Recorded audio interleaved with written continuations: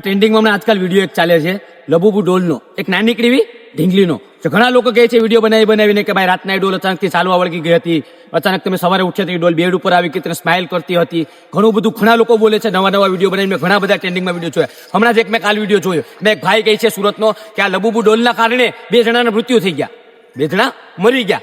તો ભાઈ થોડી ઘણી લાઈક હાટું થઈને થોડા ઘણા વ્યૂ હાટું થઈ તમે આવી બધી અંધવિશ્વાસ ફેલાવો છો લોકોમાં. અરે મારો ભાઈ નાનીકડું રમકડું છે, એમાં તમે અંધવિશ્વાસ કે એમાં પણ જીવ આવી ગયો. અરે મારો ભાઈ એટલું તો ખોટું બોલોમાં થોડાક વ્યૂ ને થોડીક લાઈક હાટું થઈને આવું બધું કરવાનું.